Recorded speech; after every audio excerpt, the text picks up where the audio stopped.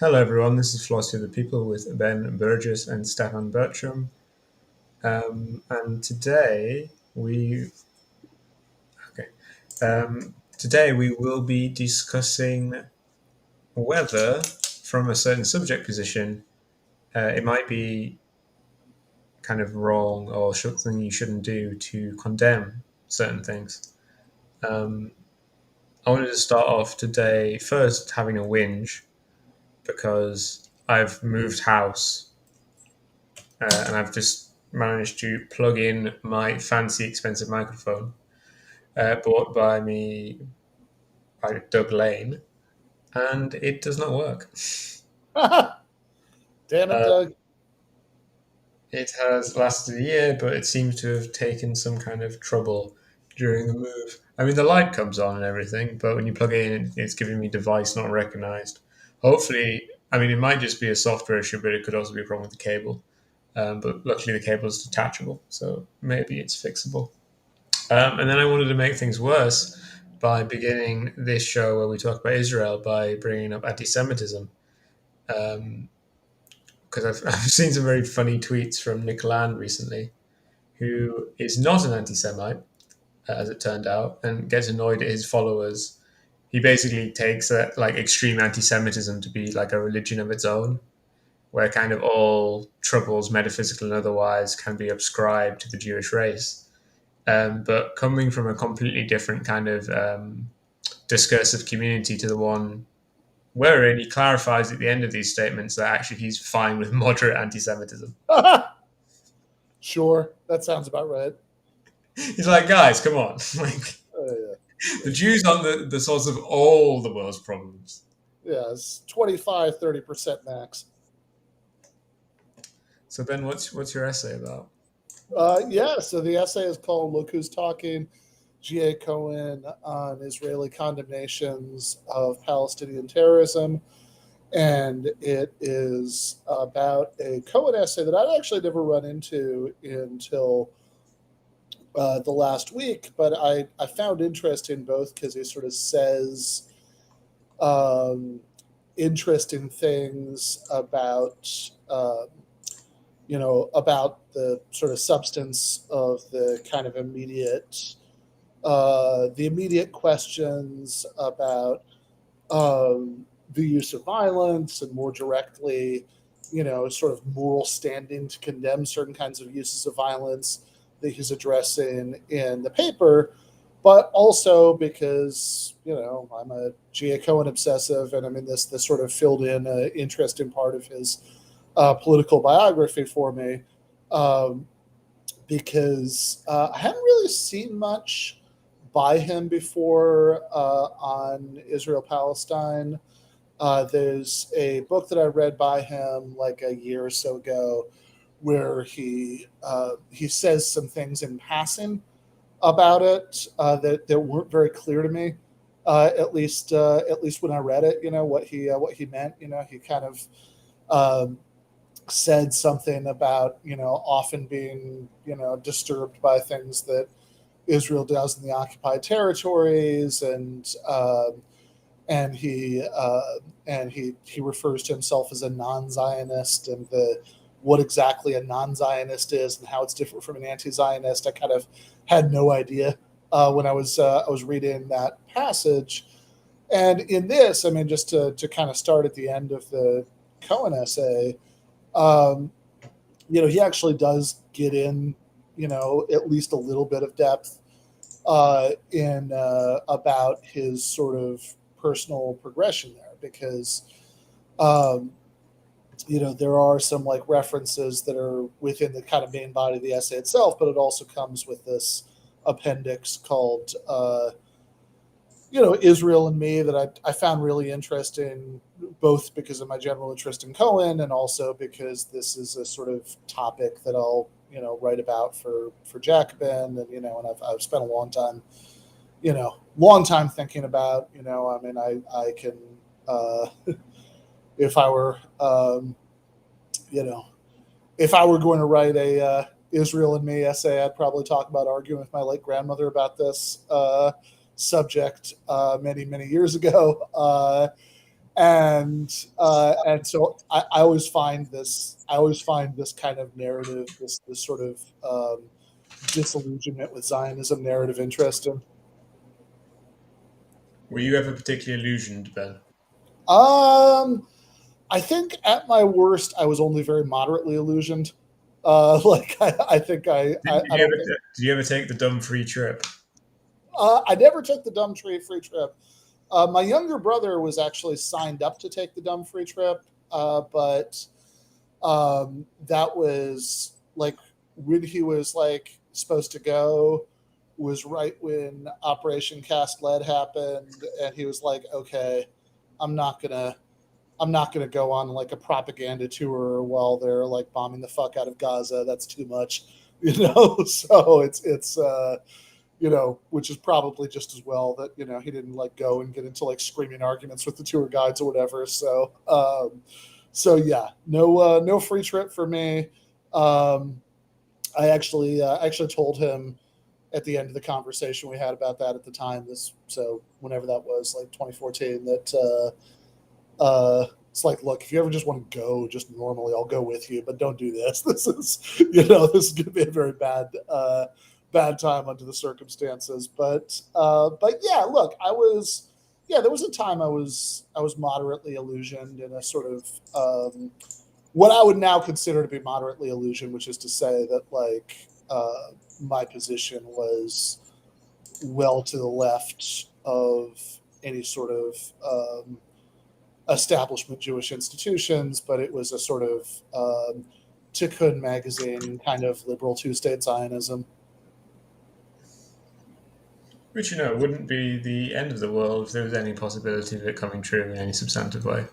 Yeah, no, I mean, I kind of say that in a footnote to this essay that it's like, look, if sort of I'm increasingly pessimistic about this ever actually happening, but if the political practicalities work themselves out so that there was some kind of negotiated two-state solution, so in other words, Israel ended its occupation of the West Bank and Gaza and allowed the Palestinians to, be citizens of something, then that would be, some measure of justice. That'd be a step in the right direction. I mean, ultimately, if you could just will away the political practicalities, my preference would be for what's called the one-state solution, which is A socialist, secular Levantine republic.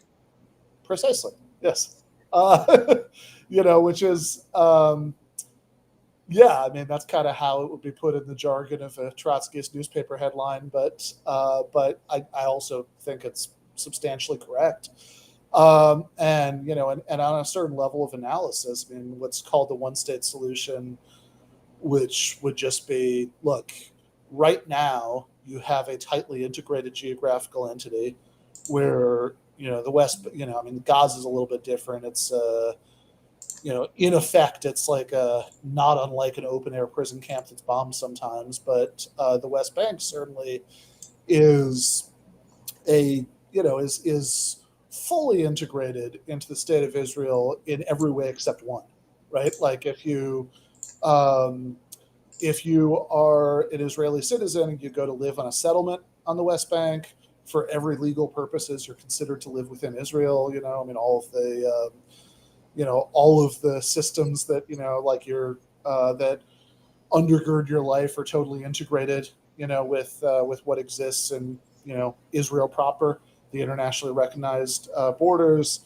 The only sense in which there isn't already one state is that the Palestinians who live on the West Bank aren't citizens. They don't they can't vote in Israeli elections. If they're accused of crimes, they're tried under military law rather than Israeli civilian law.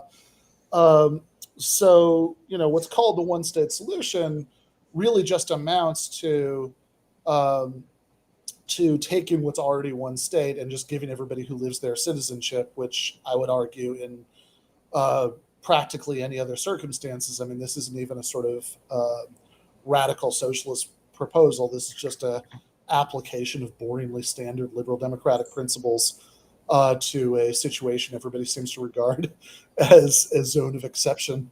to those principles for reasons I've just long not found particularly compelling, right? But to to go back to Cohen, I mean, just to complete that part of the story, in his case,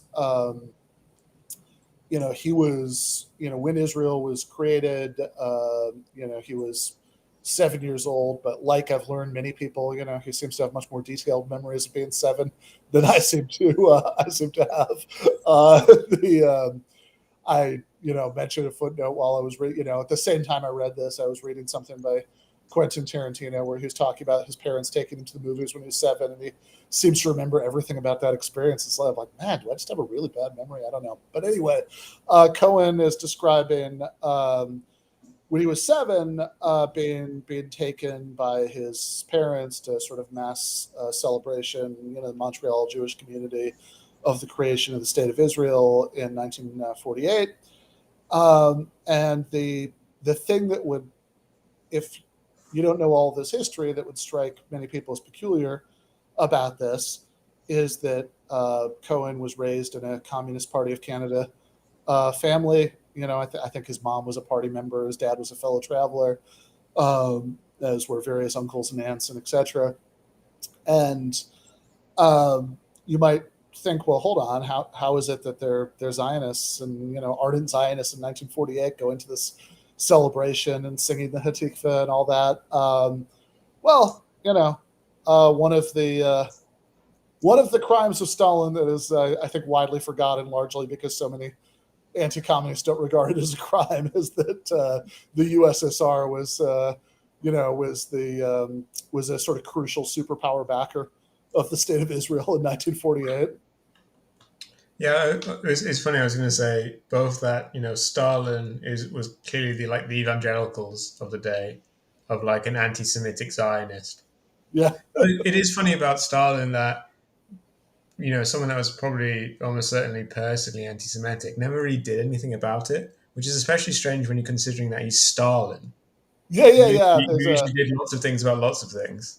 I mean, there's unre- obviously the doctor's plot, but compared to like average Stalinist stuff, that's like nothing. yeah, yeah. I mean, I know he sort of used it a little bit as a rhetorical tool against the opposition in the 1920s. Like, there's this classic quote from Stalin I always remember where he says, we fight the oppositionists not because they're Jews, but because they're oppositionists, which is sort of cleverly implants the suggestion in the listener's mind that they are Jews. But but yeah, you're right. I mean, I've for the most part,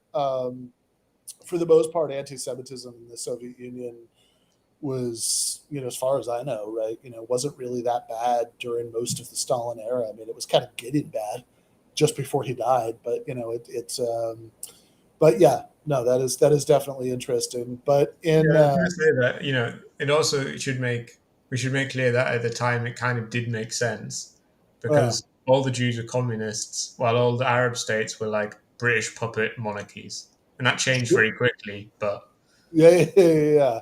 No, yeah, it does. I mean, again, I mean, we are talking about the Soviet Union aiding a process of you know a war effort that involved an awful lot of ethnic cleansing. But yeah, no, you're right. In a geopolitical sense, it did make sense at the time that it happened. So yeah, this is like early Cohen, and of course the Soviet Union obviously changes its stance on that, but probably by the time that's really kicked in, he's sort of drifted outside of the Communist Party orbit to some extent anyway, or whatever. He, at any rate, as a teenager, he drifts outside of the Communist Party orbit, and and he but he does over the he talks in particular about a trip to Israel he took to give a talk in 1983, and he and some of his experiences talking to Palestinian citizens of Israel, what would previously be referred to as Israeli Arabs, and kind of learning more both about the occupation and about the treatment of Palestinians within Israel, and he tells the story about going to this like memorial meeting for a murdered Israeli leftist, uh, and who he says was the first case he knew of a Jew who was killed by another Jew because they disagreed about the Israeli-Palestinian conflict, but the second being Yitzhak Rabin, and at that memorial meeting, um, at the end, this is still sort of left Zionist kind of people. They're singing the Israeli national anthem again, the Hatikva. This time he's sort of very hesitant about it, but he sings along, and he kind of says at the end of this brief reflection at the end of the paper that the more he's kind of registered what he calls the semi-apartheid, semi-colonial status of Palestinians in the occupied territories, that he can't imagine singing along. Well, now being 2003, when he's writing the paper. But Ben, what is our philosophical issue of today? Yeah. All right. Well, so yeah, all of this is interest in political biography, but it has nothing to do with philosophy. So yeah, let's do the philosophy, because in a way, it's a very simple point. I'm very sus of the idea, but I'm willing to be convinced. Yeah. Okay. So yeah, I think it has at least some plausibility.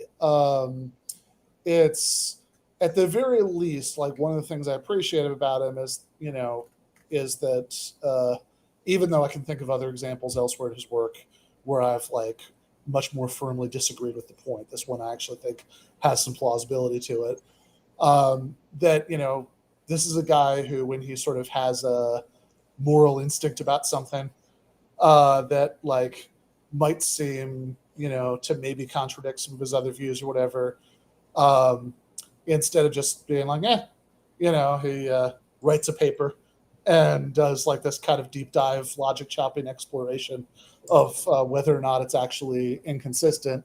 And so in this case, he's talking. One last bit of biography. He has this nice thing at the beginning where he talks about various members of his family who are sort of near miss, almost fatalities in various kinds of political violence. That is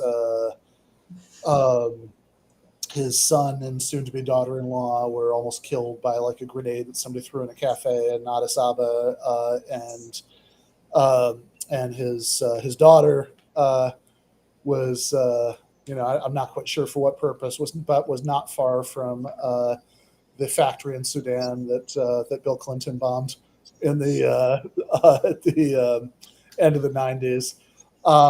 And that does definitely kind of set the political tone for some of what he's saying, right? This is very much a product of this paper is very much a product of the specific political moment in 2003, which is the global war on terror, back when people unabashedly use that phrase, combined with the particular context he's interested in, which is the Second Intifada, which involved, to be fair, like really heinous things being done, by militant groups like Hamas and Islamic Jihad, Yeah, I mean, who, even in the mid 2000s, basically that first yeah, decade of the 21st century, even PLFP, who haven't done these things and didn't do them before, were doing like stuff where they were like RPGing like cars full of just settlers, but just like teens yeah, who weren't holding weapons or anything. right, yeah, exactly, and that's like, and the sort of worst end of the spectrum involves stuff that's much worse than that. That's like, Right, at you least know, they never did like knife attacks. yeah, or like sending suicide bombers into like Sparrow's Pizza in Jerusalem. So yeah, so the sort of thing that inspired this paper, right? Cohen, been taught for decades at Oxford and living in the UK at this time. Uh, who's talking about listening to Israel's ambassador to Britain on the radio, using this phrase about how, well, nothing can justify this sort of thing, whatever the Palestinians' grievances are. And I think a lot of what he's doing in the paper is he's trying to work out kind of why hearing the Israeli ambassador say that made him so angry. Triggered him. Was that? Triggered him. Yeah, exactly. Why he was so triggered by this, considering that, like, the sort of propositional content of the statement that nothing justifies this is not something he's necessarily interested in denying in this paper. That, whatever kind of discussion you might have about whether, some sort of utilitarian case for attacks that deliberately target civilians might actually make them justified under some circumstances or whatever. That's not a place Cohen's going in the paper. He's sort of bracketing that entire issue and saying, look, let's at least assume for the sake of argument that he's right, that nothing does justify these kinds of tactics. So given that, am I, he wonders, still sort of within my rights to be triggered by the Israeli ambassador saying this not as a sort of neutral observation, but like in the sort of stance of condemnation, that, the sort of purpose of the Speech Act is to, wag his finger, at the Palestinians for doing these things. And Cohen found that outrageous, and he was basically trying to think through, okay, well, is there a defensible sense in which this is outrageous? Because you might wonder, like, okay, hold on. If it's true that nothing justifies it, it's true no matter who says it.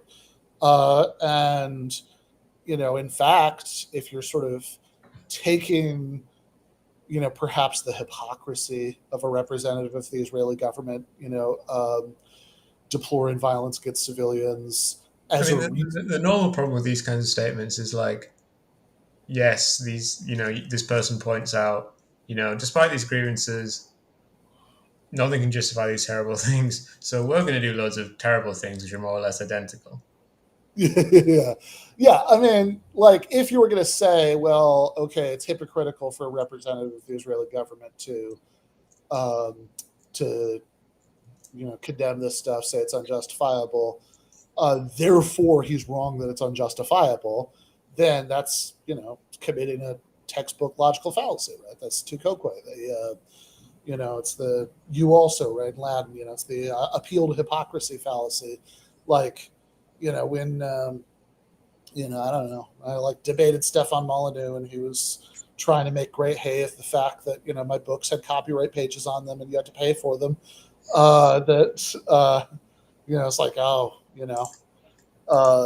here you are condemning capitalist markets and, participating in them. That's, above and beyond the fact that I don't particularly, advocate the abolition of royalties. But certainly not without changing a lot of other things. It's like, if he's offering you like a salaried position working for like the Department of Literature, then okay, but like otherwise, what do you say? Exactly. Yeah, no, I could imagine a socialist society in which we had something like Department of Literature, and we could, like, sort of reasonably abolish the artificial scarcity of intellectual property, but that would have to be a package deal. But in any case, but it's like, even beyond that, yeah, exactly. Even beyond that, there's it's a bigger thing, which is like, look, it's just not a counter argument, right? I mean, like, let's say I'm the most, like, obscenely hypocritical champagne socialist of all time. Fine, you still have to tell me why I'm wrong, right? Like, you haven't actually responded to that yet. So this is so I think on a quick reading, I mean, you might think, well, hold on, so aren't you just committing this fallacy? In fact, like, I guess I take it this was your point a minute ago. Like, hey, if, you're saying you yourself do these things, there's like, why is that relevant unless those things are objectionable? There's like inconsistency to go around here, maybe. so the distinction that Cohen's going to make, and maybe just as a sort of question of moral intuition, by this distinction, is between, again, like the propositional content of what he's saying, like just the assertion that it's unjustifiable, and the posture of condemnation, the speech act of saying, no, this is very bad. Like of judging it.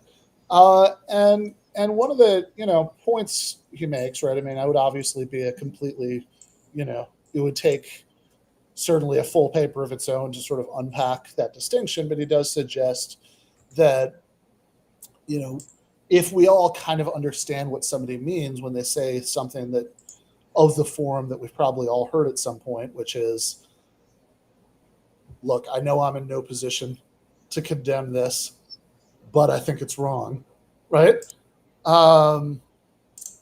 Then if we understand what that means, then that suggests that we do make some distinction between just sort of the content of the claim that something is justifiable in this kind of posture of condemnation. And the posture of condemnation, I think he's suggesting that it's like sort of it's like legitimately infuriating coming from a representative of the Israeli government, basically for three reasons. One is the straightforward point about hypocrisy. It's that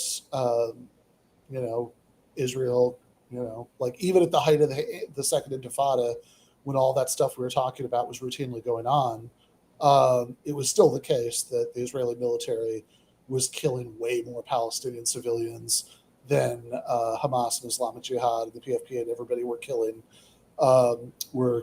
Israeli civilians.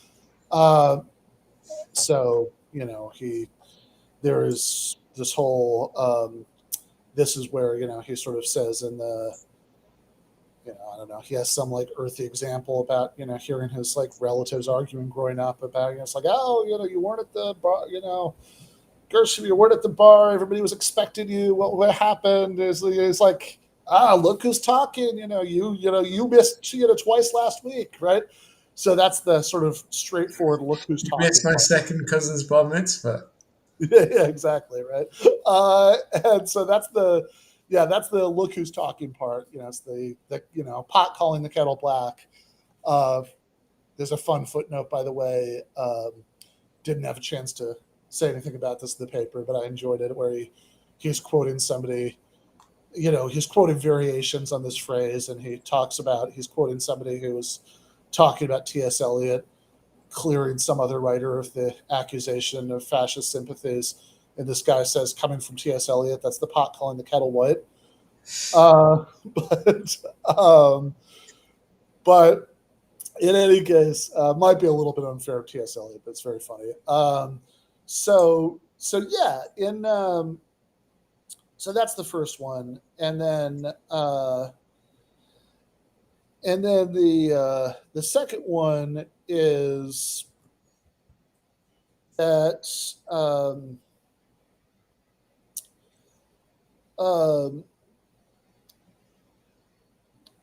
that there's something sort of particularly grating about saying, oh, you're not justified in doing it, whatever legitimate grievances you might have, when you're speaking as a representative of the people who are causing the grievances in the first place. That you were Right. I mean, and this is the one I found most convincing. It's always, whenever I think about, whenever like Hamas or whoever, Palestinian Jihad, do their like unguided rocket attacks out of Gaza, and then yeah people complain that they're not targeting military bases, they're targeting civilian infrastructure. I mean, the yeah only solution to me because they there have seems like to be to be World to War give. II era technology. They don't have Yeah, targeted missile systems.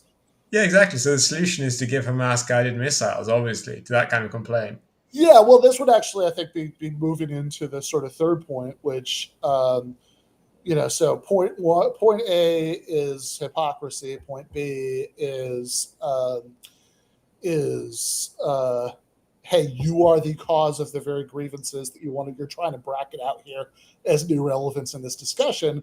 Point C, which is not unrelated in practice to B, is um, that when somebody has been left with no, like, again, this is all assuming for the sake of argument that these tactics are unjustifiable, but it's like, okay, but you're still condemning a resort to unjustifiable tactics by people you have deprived of any possible resort to more justifiable ones, right? You're condemning the use of unconventional warfare by people who you've deprived of the capacity to engage in conventional warfare, or for that matter, Cohen points out, more straightforward ways of, non-violently settling political grievances, for example, through voting the government, inflicting the grievance out of office, right? I mean, neither, you've deprived them of all these things because you haven't given them you haven't given them citizenship in Israel itself, and thus the capacity to non-violently use the political process to deal with any grievances they have with the Israeli government. You also haven't, ended the occupation, let them form their own state in the West Bank and Gaza, You, thus you've giving. bombed you've bombed their only airport and you've blockaded their only port. Yeah, exactly, right. So it's like, so no political process to use to address grievances, no like army of their own as they would have with an independent state, which they could like wage conventional warfare if Yeah, if Israel and bombed them. no option to kind of be an independent economic actor. Yeah, exactly, right. So and I think to me, I mean, I think these three are sort of most powerful as a package deal, right? That like we're condemning you for doing something that we are ourselves doing even more of um, to you, and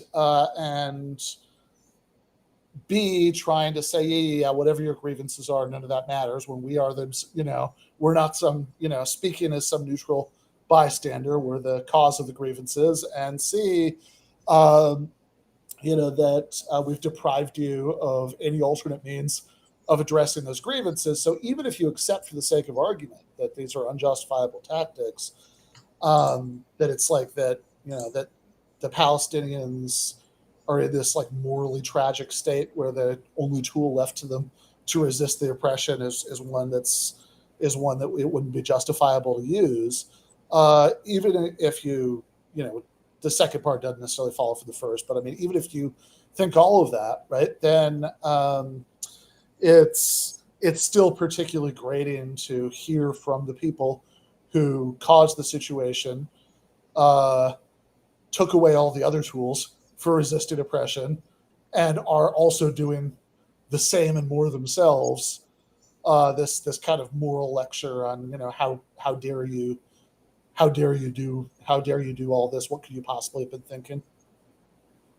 Yeah, I mean, and I guess my problem with this is that if these kind of arguments hold for these people not condemning it, I don't really see why that shouldn't, either it results into a general state of not condemning, or no condemning at all. And it is true that the Israeli ambassador doing these things is more annoying if I had done these things. But if the arguments follow that say, Palestinian Jihad are doing these actions because they have no other choice, and thus, you know, what exactly are we condemning? Yeah. So Then my question is just kind of why does that apply to the Israeli ambassador and right. not to me? But I think I guess the point is not to see these kind of speeches on the radio as something published in a philosophy journal, but something like which is a speech act, which might be able to make things different in some sense. Yeah, right. So speech act is just a general term for talking about kinds of things that we're doing with speech, right? So one kind of speech act is one where all we're trying to do is convey information, but oftentimes the purpose of a speech act is to express an attitude. For example, which is the sort of point in this case that there's something about the attitude being expressed and therefore about the expression of it that's objectionable given this particular speaker. So as to what, because what you're putting your finger on is an important distinction because Cohen is at pains to deny that sort of generalization, right? Like he doesn't actually think that um, the fact that the Israeli ambassador lacks some sort of moral stand-in to condemn this means that nobody can condemn it.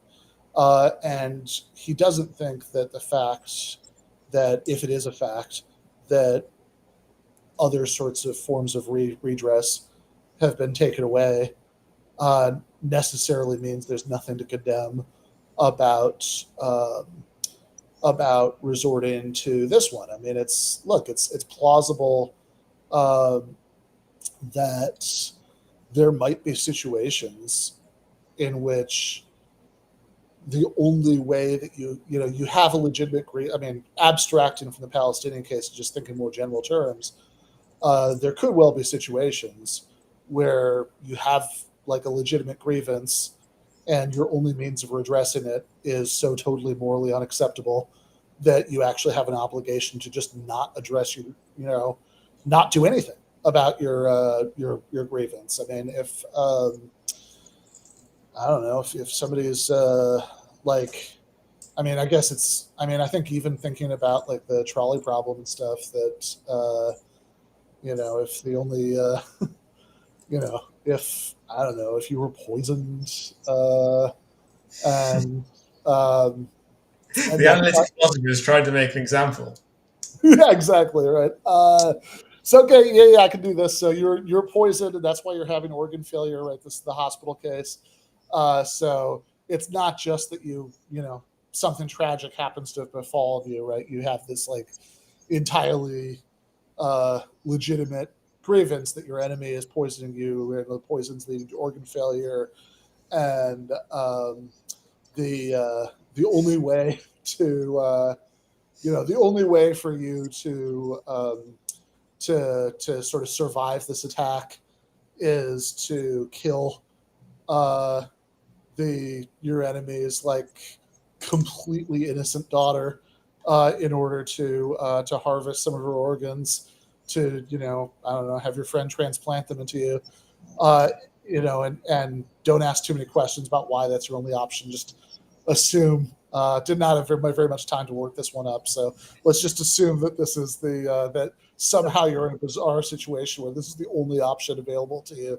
Um, then you might think, you might plausibly think, yeah, this is like you have a legitimate complaint, you were poisoned, and something unjust has been done to you, and the only thing you can do about it would be so utterly morally unacceptable that you have a moral obligation to do nothing, that what you did is unjustifiable. But where Cohen's point would kick in is, even if we accept for the sake of argument that that's the case, um, a third party might have the standing to condemn you for what you did. They know the whole situation and they see you fit as a fiddle the next day and say, "Hold on, what did you do?" Right? And they might have standing to condemn you, but the guy who poisoned you in the first place, um, and I don't know, somehow deprived you of all the other means of redressing the situation, presumably has zero standing to condemn you for it, right? This would be Cohen's argument. Yeah, I mean, I guess you have to make a certain kind of distinction because to me it feels clear that, it's perfectly right for the guy that poisoned you to believe and, to express, if asked, that you doing that thing of killing the baby, child, Yeah, girl, whatever, is wrong. yeah, But maybe that's different from him going out and condemning you. Because I guess kind of if we think about, I don't know if this is the point that Cohen's making, but yeah, in kind of like pragmatic terms, I've never condemned Hamas, even though I think Hamas are bad and do bad things. Yeah, Because what exactly would be the point of me condemning Hamas? Who's listening and who's whatever, you know? yeah. I mean, if you if anybody really wants to, if anybody, I'm yeah, sure actually, you, I'm sure you've condemned Hamas in like a Jacobin article where you have to say like, yeah, yeah. of Uh, course, I, blah blah actually, blah. I actually don't think I have, but I suppose I will. I mean, if anybody really wants me to, I mean, it's for all the good that it will do. I'm happy to, Right, yeah. but Like if I was debating some right wing person, they were like, "Will you say that Hamas is bad?" I'd be like, "Yeah, sure, whatever, man." yeah, no, yeah, no. I remember, yeah, it's like the thing that comes up every few years in American politics, where some, some like black progressive figure turns out to have had some sort of connection to Louis Farrakhan, and everybody asks, it becomes this big thing that everybody has to disavow Louis Farrakhan, and it's like, okay, a guy is a powerless crank, but if you really want me to, I suppose I'll disavow him for you. But it's, Just keep that locked in the bottom of the stream like a ticker. yeah. But yeah, I mean, I think that there is, yeah, I think that would be the distinction though between, um, I mean, I think probably most of the time we don't really make much of a distinction between saying that something is bad and condemning it. Um, but I think that there is probably some difference between a condemnatory attitude, right, and having and feeling even that it's something sort of objectively deserved. I mean, look, not everything. The world is full of things that I would agree objectively merit moral anger that I don't personally feel a lot of moral anger about. Like that's Right, just because our emotions aren't at least entirely voluntary. They're quite non-voluntary. yeah, yeah, right, exactly. And it's sort of and it's also probably true that there are times that I have agreed that somebody has done something wrong, but I mean, look, I've never engaged in a massacre of civilians, but I have. But that doesn't mean I've never done anything wrong in my life, and so there are probably times that I've thought that somebody's done something wrong, and I've sort of not been able to work up much of a condemnatory attitude because of the reflection that who am I to talk, right? I've probably done worse, and and even in a sort of Yeah, I mean, context. I shouldn't get too lit because I did participate in a military battle where the American Air Force killed like 1,600 civilians. Yeah, yeah, exactly. And yeah, I mean, I think that there is. I think intuitively there does seem to be at least some distinction there. I should also say that one thing we haven't really talked about that is interesting in this article and connects with some of what we've talked about previously is that he does pause when he's talking about the hypocrisy objection. He does pause to consider a sort of way that um,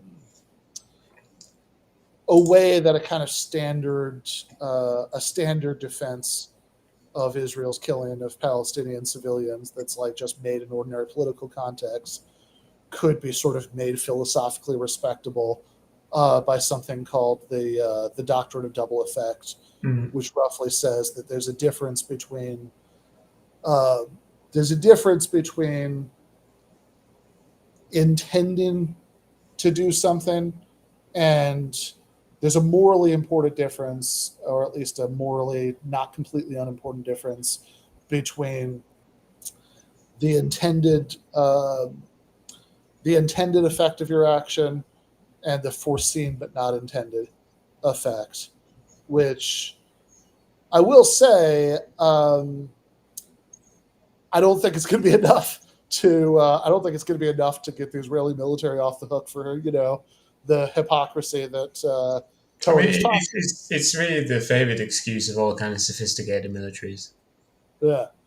Yeah, yeah, yeah. No, exactly. I mean, this is the kind of thing that like there's a class I don't know, classic, whatever. It was early 2000s sometime. There was this high profile email exchange between Sam Harris and Noam Chomsky, where which is also really funny because it ends with Harris asking Chomsky if he can publish it, and Chomsky basically is saying, "That seems like a really weird idea to me. I don't know what's wrong with you, but sure, go for it."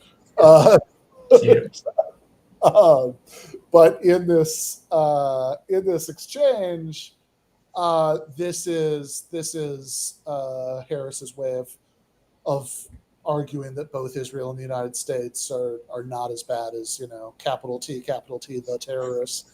Um, Also, by the way, a really fun thing about the Cohen article is that there's this very brief point where he kind of declines to try to do conceptual analysis of what terrorism is. He says the concept is too disordered for there to be a good way to do that, which I take to be a very polite Oxfordy way of saying that this is kind of a bullshit term. It's sort of it's this label we slap on the things that they do, so we can, so it's so we put them in this box that's sort of like ontologically evil and totally different from anything that we might do in response, and in fact Well, I mean, justifies everything we might it's do in really response. been they really had to flip it around recently because in the present war, it's the Russians, the evil ones, who have Yeah, the yeah. long cruise missiles.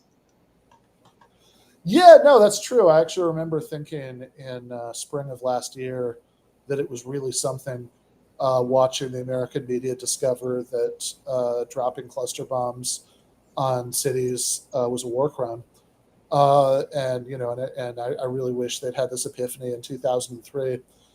Of course, they've kind of had to de-have it since then, since we started supplying Ukraine with cluster munitions.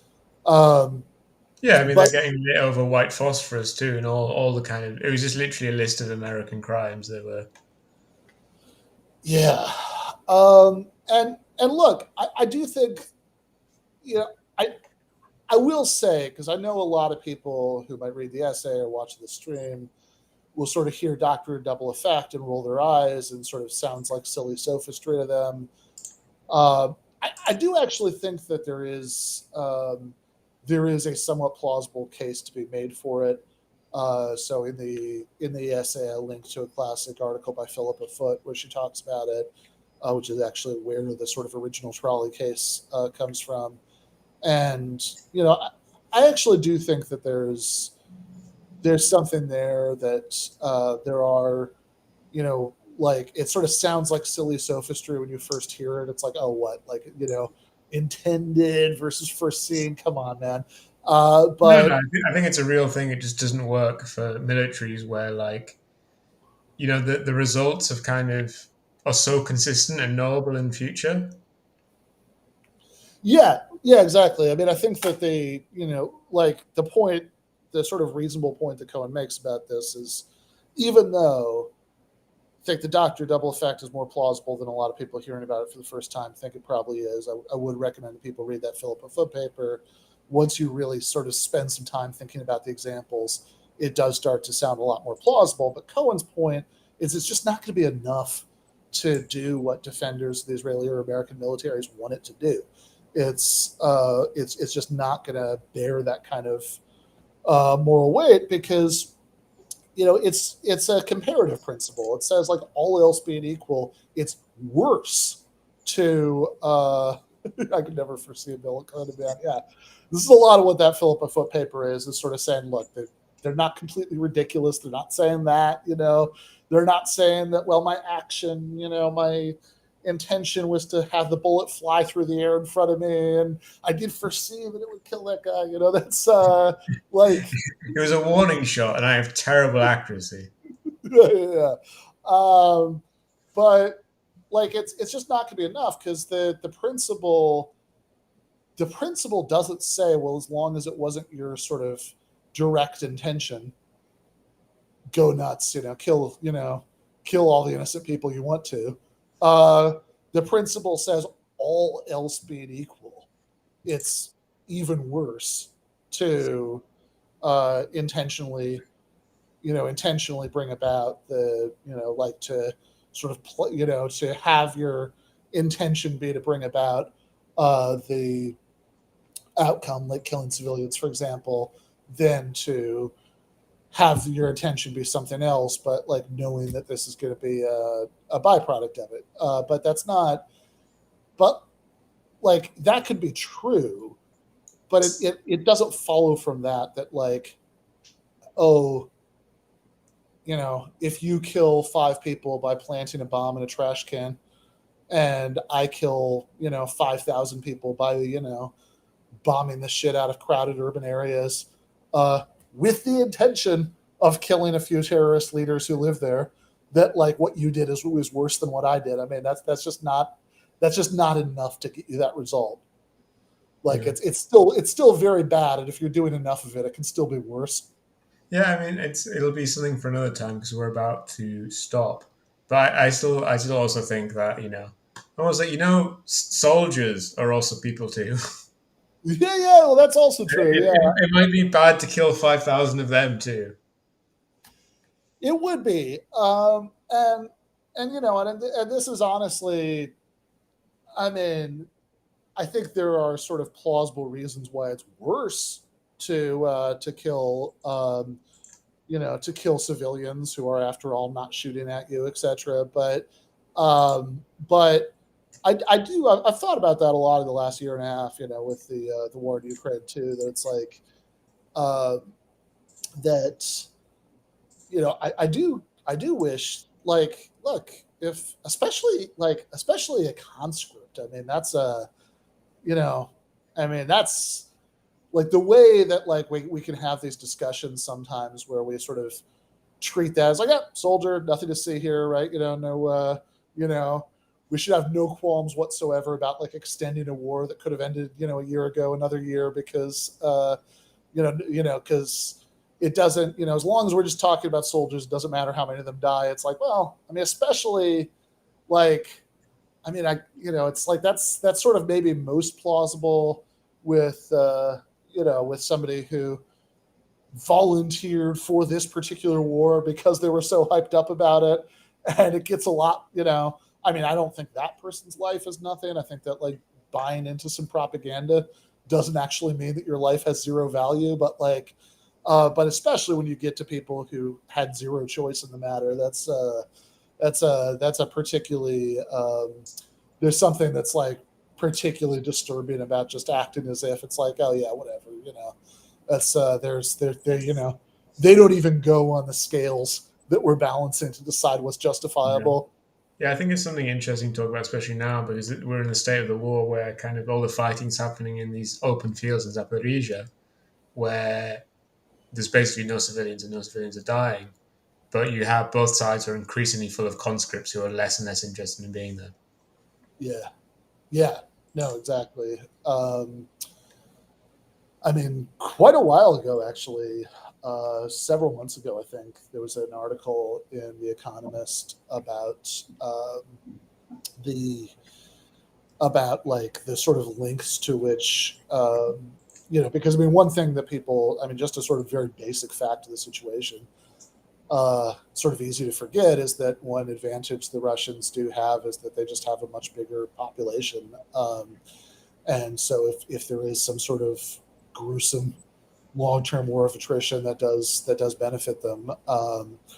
But in in the there's this Economist article several months ago about the sort of lengths to which um, like Ukrainian draft boards have started going, which is it's like not if people are sort of imagining when they hear the draft, what they think of is something like the U.S. during the Vietnam War, where you'd like get a letter in the mail, and you have to like show up to to the And you go out office. with your hippie buddies and burn it. Yeah, exactly. It's like there are people like literally being scooped up from like shopping malls and funerals in some cases, because it's like this is like a really intense, like it's an unusually desperate situation. I mean, this is like a very 19th century style draft. Yeah, but they also have lots of restrictive rules on like who can be drafted. Like Ukraine is still not drafting under 25s Okay, because they still interesting. want to keep their like education sector functional so that they can then export these people to Europe so they can earn money, etc. Blah blah blah. Right. Yeah. Well. In any case, this is a depressing topic for next week. I don't know. Maybe I'll finally do that Gnosticism thing. You know what I'm going to say? James Lindsay's right. I'm a Gnostic. Great. Soldiers' lives matter. Bye everyone.